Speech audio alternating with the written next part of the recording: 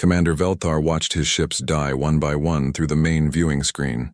The Vexthani swarm moved like angry insects through space, their bioships glowing with a sickly green light as they tore apart his fleet. Each time one of his vessels exploded, he felt a piece of his soul break away. "Sir, we just lost the Morning Star," his weapons officer reported, her voice shaking. "That's 12 ships down in the last hour." Velthar gripped the arms of his command chair so hard his claws left deep scratches in the metal. This was supposed to be a simple patrol mission along the outer rim. Check on some mining colonies, show the flag, maybe deal with a few pirates. Instead, they had stumbled into the largest Vexthani swarm anyone had ever seen. The creatures were nightmare fuel given form. Their ships looked like giant insects made of bone and flesh, dripping acid that ate through the strongest armor. Worse, they seemed to learn from each attack. Every weapon his fleet used worked once, maybe twice, before the swarm adapted and became immune. "Status report," he ordered, though he already knew it would be bad. 23 ships remaining out of 47, his tactical officer replied. "The Defiant and Guardian are heavily damaged. Engineering reports our main engines are operating at 60% capacity." "What about hyperspace?" "That's the worst part, sir. The swarm is generating some kind of organic interference field. Our jump drives can't get a lock on hyperspace. We're trapped." Velthar felt cold fear settle in his stomach. In 40 years of military service, he had never faced a situation this hopeless. The Vexthani were like a disease that spread through space, consuming everything in their path. Most species had learned to avoid them completely rather than fight. Another explosion lit up the darkness outside. The Braveheart spun helplessly as bioacid ate through its hull. Velthar watched 300 good soldiers die in seconds. "Sir, incoming transmission from Admiral Korthek on the Vigilant," his communications officer announced. The face of his old friend appeared on screen. Half of Korthek's face was covered in blood, and smoke filled the bridge behind him. "Velthar, we can't hold much longer," Korthek said. "My ship is falling apart. Do you have any tricks left?" Velthar looked at his tactical display. The swarm had them completely surrounded. Every escape route was blocked. Standard weapons were useless. They were going to die here, and there was nothing he could do about it. His eyes fell on the emergency control panel beside his chair. One section was painted bright red with warnings written in 12 different languages. Protocol 7, the human contact beacon. His aide, a young officer named Pektar, noticed where he was looking. The kid's scales went pale. "Sir, you can't be thinking about that," Pektar whispered.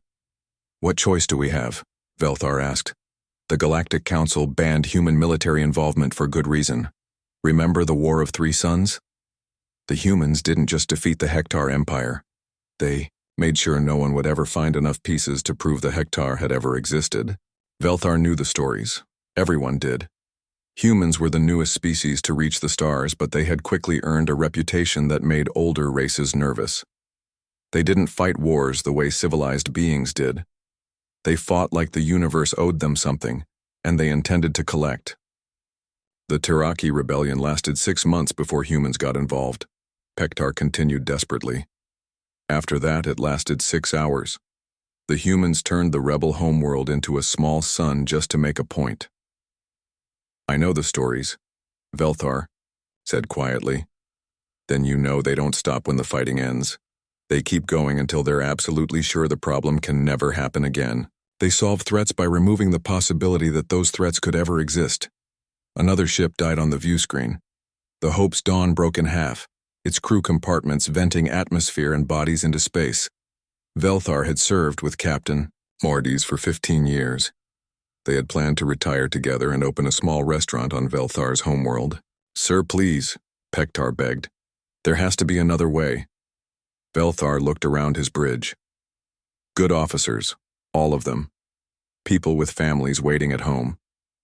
His own daughter had just started university. She was studying to be a teacher, wanting to help children learn about the wonders of the galaxy. If he activated Protocol 7, she might never get that chance. If he didn't activate it, she would definitely never get that chance. The choice was between possible doom and certain death. "Send a priority transmission to Sol System," he ordered. "Full military assistance requested under Protocol 7. Pektar's hands shook as he entered the commands. "Sir, the beacon is ready for transmission." Velthar took one last look at the tactical display. The Vexithani were closing in for the final attack. In a few minutes, his fleet would be nothing but debris and memories. "Transmit," he said.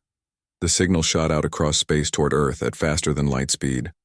Somewhere in the Sol system, human military computers would receive his call for help. What they would send in response was anyone's guess. He just hoped he could control whatever arrived. As the transmission confirmed successful delivery, Velthar couldn't shake the feeling that he had just made a terrible mistake. But with Vexithani bioships closing in on all sides, what other choice did he have? The die was cast. Now he could only wait and pray that salvation wouldn't prove worse than destruction. 3 days passed like a nightmare for Commander Velthar. His fleet kept shrinking as the Vexithani picked off damaged ships one by one. They were down to 15 vessels when space itself seemed to crack open like an egg. The first sign something was wrong came from his sensor operator. "Sir, I'm reading massive hyperspace distortions. Something big is coming through." Velthar expected maybe 3 or 4 human ships, perhaps a small task force with a cruiser and some destroyers. What emerged from the rip in space made his jaw drop open. Ships poured through the hyperspace gateway like water through a broken dam. First came sleek destroyers painted midnight black. Then heavy cruisers bristling with weapons he didn't recognize. Battle carriers that looked more like flying cities than spacecraft. And finally, leading them all, came something that made Velthar's blood run cold. The human dreadnought was over a kilometer long and shaped like a massive spear point. Its hull was so dark it seemed to eat light itself. Strange symbols glowed along its sides in colors that hurt to look at. The name painted on its bow read Retribution in letters that seemed to burn with their own fire. "How many ships are we looking at?" Velthar asked his tactical officer. "I count 67 vessels, sir, and they're still coming through." More ships kept appearing. Support vessels, supply ships, and stranger craft that his computer couldn't identify. Some looked like they were built to fight in dimensions that didn't exist yet. Others seemed to bend space around them just by being there. "Incoming transmission," his communications officer announced. The view screen flickered and showed the bridge of the human flagship. A woman sat in the command chair wearing a uniform that looked like it was cut from the night sky itself. Her name tag read Admiral Park in both human script and galactic standard. She had short black hair and eyes like chips of dark stone. "This is Admiral Park of the Earth Defense Force," she said in a voice that sounded perfectly calm. "We received your distress call. Please maintain your position while we handle this situation." Velthar tried to keep his voice steady. "Admiral Park, I am Commander Velthar. Thank you for responding so quickly. However, I should warn you about the Vexithani capabilities. They adapt to new weapons very rapidly, and their numbers are... We know what they are," Admiral Park interrupted. Her tone suggested she was discussing the weather, not a species that had terrorized the galaxy for centuries. "Stand by. What happened next would give Velthar nightmares for the rest of his life." The human ships didn't attack like normal vessels. They didn't fire energy beams or launch missiles. Instead, they deployed weapons that seemed to rewrite the rules of physics. Silver clouds expanded from human launchers and drifted toward the Vexithani swarm. Wherever the clouds touched a bioship, that ship simply stopped existing. Not destroyed, not blown apart, just gone as if it had never been there at all. Other human weapons created holes in space itself. Vexithani vessels fell into these gravity wells and came out the other side as perfect cubes of compressed matter. The bioship's screams could be heard even through the vacuum of space. Strangest of all were the reality bombs. These weapons seemed to convince groups of Vexithani ships that they were actually something else entirely. Velthar watched in amazement as an entire squadron of bioships suddenly thought they were flowers and tried to photosynthesize using a nearby star. "Admiral," Velthar transmitted urgently. "Some of those weapons appear to violate 17. different galactic warfare conventions. The use of reality manipulation technology is specifically banned under the Commander. Admiral Park's voice carried a note of cold amusement. You called us for help. Let us work. Within 2 hours, the Vexathani swarm that had been destroying his fleet for 3 days was completely gone. Not defeated, not scattered, completely eliminated from existence. The space around them was so clean it looked like it had been scrubbed with industrial soap. But the humans weren't finished. Their ships spread out in formation, scanners sweeping, space in all directions. Admiral, the immediate threat has been neutralized, Velthar transmitted. Your assistance has been invaluable, but we can handle things from here. The Galactic Defense Coalition can send reinforcements to... Commander, Admiral Park cut him off. We've traced the Vexthani migration patterns. This was just a scouting force. The main swarm is deeper in this sector.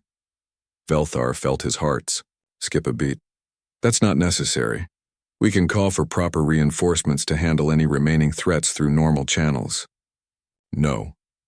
The word fell like a hammer. Our doctrine is clear. We don't leave threats partially handled. That's how situations like this develop in the first place. On his tactical display, Velthar could see the human fleet beginning to move toward the inner systems. His long-range sensors showed massive Vexthani signatures in that direction. Breeding colonies, hive worlds, maybe even a queen ship. Admiral, please reconsider. The immediate danger to our shipping lanes has been eliminated. Any further action should be coordinated with galactic authorities. Admiral Park's image smiled, but there was no warmth in it at all. Commander, you don't understand human military doctrine. We don't just stop threats. We eliminate the possibility of future threats. The transmission ended. Velthar watched, helplessly as the human armada accelerated toward the inner system, their dark ships moving like hungry sharks scenting blood in the water. His aide Pektar approached the command chair. Sir, what have we done? Velthar stared at the human fleet disappearing into hyperspace. I'm not sure, but I'm starting to think we should have let the Vexthani kill us. The human fleet moved through the Vexthani colonies like death itself had learned to fly. Commander Velthar followed at a safe distance, watching through his ship's sensors as Admiral Park's forces did things that would give him nightmares forever. The first Vexthani breeding world died in less than 10 minutes. Velthar watched. The humans deploy something they called a stellar lance that turned the entire planet into a ball of glass. Not destroyed, not broken apart, just converted into a perfect sphere of melted rock that would orbit its sun for the next billion years. Admiral Park, Velthar transmitted desperately. That world may have contained non-hostile species. The Vexathani sometimes keep other creatures as food sources or contamination risk, Admiral Park replied without looking away from her own tactical display. Everything the Vexathani touch becomes part of their ecosystem. Better to sterilize completely than risk spread. On his screen, Velthar could see human technicians working on the bridge of the retribution. They moved with the calm efficiency of people who had done this many times before. One of them was eating a sandwich while operating a weapon that could crack moons in half. Admiral, surely there must be protocols for checking. Commander. Admiral Park interrupted. Your species has been dealing with the Vexathani for 800 years. In that time, how many colonies have they consumed? Velthar knew the answer. Everyone in the galaxy did. Approximately 4,000 worlds. And how many times have your protocols successfully contained a Vexthani outbreak? The silence stretched between them. The answer was 0. Once the Vexathani established themselves somewhere, they spread like a plague until entire systems had to be abandoned. Our way works, Admiral Park said simply. We solve problems permanently. On the Mao, Second World died differently. The humans deployed something that looked like a small silver ball. It hit the planet's surface and began to spread, turning everything it touched into more silver. Within an hour, the entire world was a perfect metal sphere that reflected light, like a mirror.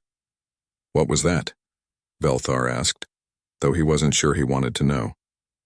Self-replicating nanobots, Admiral Park explained casually. They convert matter into more of themselves until they run out of programming instructions. very efficient for biological contamination. Velthar's tactical officer made a sick noise. On the display they could see Vexithani bioships fleeing the Silver Planet in panic.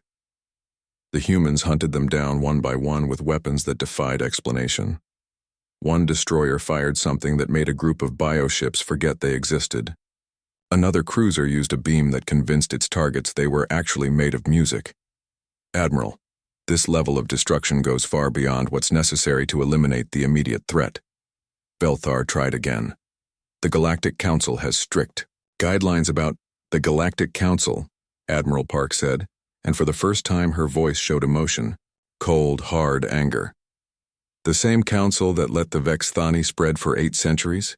The same council that banned effective weapons because they were too disturbing to use? She turned to look directly at him through the screen. Commander, how many of your people have died to the Vexthani while your council debated proper protocols? Velthar didn't answer. He couldn't. The number was too large, too painful. We don't debate, Admiral Park continued. We solve problems, permanently. The Third World was a hive cluster. Thousands of Vexithani queens laying eggs on a planet-sized organic structure. The humans didn't even slow down. They fired something that looked like a small star, and when the light faded, there was nothing left but empty space. Not debris, not dust, just empty space where a world used to be. You're erasing entire sections of the galaxy, Velthar shouted. We're cleaning up a mess that should have been handled centuries ago, Admiral Park replied. Your people had 800 years to solve this problem properly. Now we're solving it our way. Velthar watched his long-range sensors as the human fleet spread across 3 star systems. They moved with purpose, tracking down every Vexithani signature, every contaminated asteroid, every trace of bioship passage. Nothing escaped their attention, but worst of all was their attitude. The humans acted like this was routine work. They chatted casually while destroying worlds. They took breaks to eat meals while entire species died. One ship captain was heard singing an old Earth song while his vessel turned a Vexthani moon into geometric art. Admiral, I'm receiving priority communications from Galactic Command, Velthar's communications officer reported. They're demanding an immediate status report. Tell them the truth, Admiral Park said. Tell them the Vexthani problem is being handled properly for the first time in galactic history. On his screen, Velthar could see another human weapon powering up. This one looked different from the others. Bigger, more complex.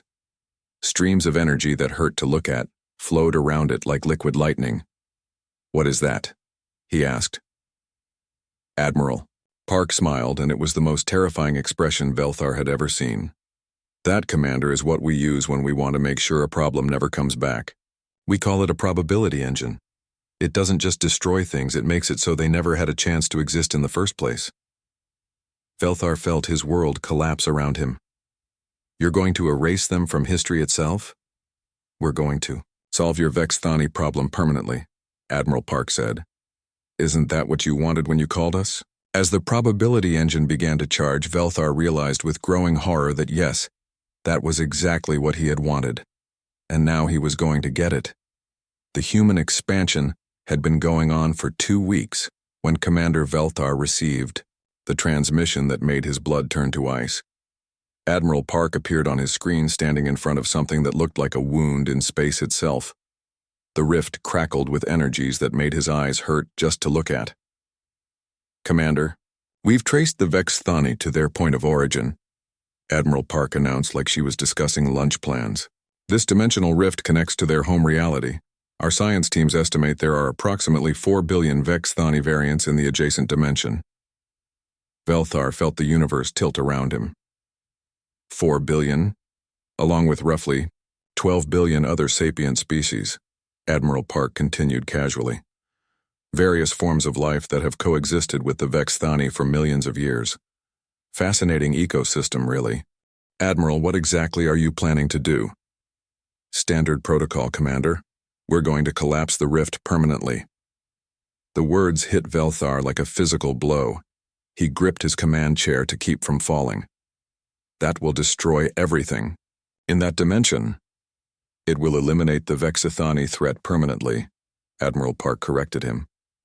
The survival of other species in that reality is regrettable, but not relevant to our mission parameters. Velthar stared at her in horror. You're talking about genocide on a scale that defies comprehension. 12 billion innocent lives. I'm talking about completing our mission, Admiral Park said patiently, as if explaining something to a child. You called for human military assistance to deal with a Vexthani problem. This is what that looks like, Commander.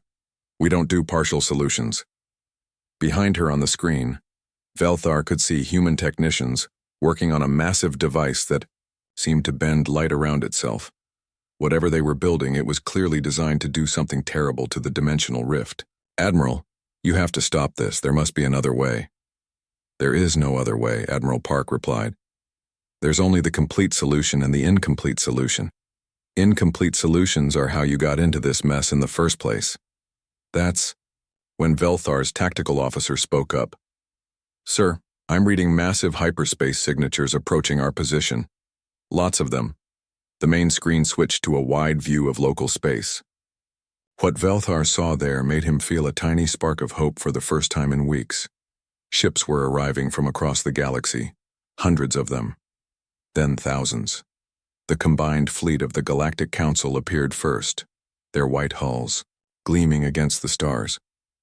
Then came the emergency task forces from the Stellar Alliance, their ships moving in perfect formation. The meditation worlds had sent their crystal ships, which hummed with peaceful energy. Even the normally neutral Trade Federation had dispatched vessels. Admiral, Velthar transmitted urgently. The entire galactic community is mobilizing against you. You need to stand down immediately. For the first time since he had met her, Admiral Park looked genuinely surprised. She studied the tactical display showing thousands of ships from dozens of species all converging on the human position. Against us? She asked. We're solving their Vexithani problem. We're doing what they couldn't do for 8 centuries. You've become a bigger problem than the Vexthani ever were, Velthar shouted. On the screen, he could see Admiral Park's officers reporting to her in quiet voices. The human fleet was outnumbered more than 30-1. Any sane commander would surrender immediately. Instead, Admiral Park nodded thoughtfully. Interesting tactical situation, she mused. It appears the galaxy views human military doctrine as an existential threat to their way of life. Because it is, Velthar exclaimed. You're not fighting a war, you're erasing reality itself. We're being thorough, Admiral Park corrected. Your species has had 800 years to handle this problem your way. It didn't work. Now we're handling it our way. The galactic fleet was taking positions around the human forces. Velthar could see weapons powering up on ships from every major civilization. The combined fleet alone had enough firepower to crack planets. Admiral Park, I'm begging you, please don't force this confrontation. Stand down your dimensional weapon, and we can find a peaceful solution. Admiral Park looked at him with something that might have been pity. Commander, there is no peaceful solution to the Vexithani. That's why you called us in the first place, remember? Because peaceful solutions don't work. But this isn't about the Vexithani anymore. This is about preventing you from committing the greatest atrocity in galactic history. From our perspective, Admiral Park said calmly, we're preventing the Vexithani from committing future atrocities. It's all about timeline, Commander. The dimensional weapon behind her was almost finished. Velthar could see energy building. Up inside it, reality bending and twisting as the machine prepared to do something that should never be done.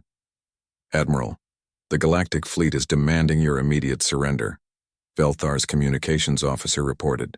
Tell them we decline, Admiral Park said. Tell them we have a job to finish. They're powering weapons, sir. All of them. Admiral Park smiled, and it was the most frightening thing Velthar had ever seen. Good. It's been a while since we've had a proper challenge. The human ships began to move into battle formation. Their dark hulls seemed to absorb the light from the stars themselves. Whatever weapons they carried, Velthar suspected they would prove just as reality-breaking as everything else the humans had used. You're going to fight the entire galaxy? He asked in disbelief. If necessary, Admiral Park replied. We finish what we start, Commander. That's what makes us human. The transmission ended. leaving Velthar staring at a screen full of approaching doom. On one side, the combined might of galactic civilization. On the other, humans who seemed perfectly willing to destroy everything rather than leave a job half done. He had started this by calling for help against monsters.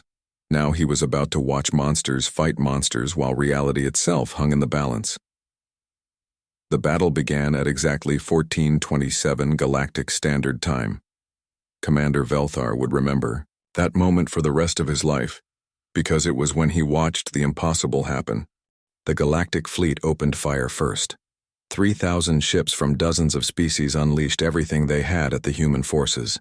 Energy beams that could melt asteroids, plasma torpedoes that burned hotter than stars, and gravity bombs that could crush moons into dust. The combined firepower was enough to sterilize entire solar systems. The human response was unlike anything Velthar had ever seen. One of their destroyers fired something that made half the attacking fleet forget they were supposed to be fighting. Those ships just stopped shooting and began broadcasting confused messages asking why they were there. A human cruiser launched what looked like liquid darkness that swallowed energy beams and turned them into flower petals that drifted harmlessly through space. But the most terrifying thing was what the retribution did to the combined fleet's flagship. Admiral Park's vessel fired a single shot that didn't destroy the massive dreadnought. Instead, it turned the ship inside out. The crew found themselves floating in space while their ship existed around them in a way that made no sense to physics. "This isn't possible," Velthar's tactical officer whispered. Within 2 hours, the Galactic Fleet was defeated. Not destroyed, but defeated in ways that would require new words to describe. Some ships had been convinced they were actually music and were now broadcasting beautiful symphonies. Others had been folded through dimensions until they existed, in 17 places at once.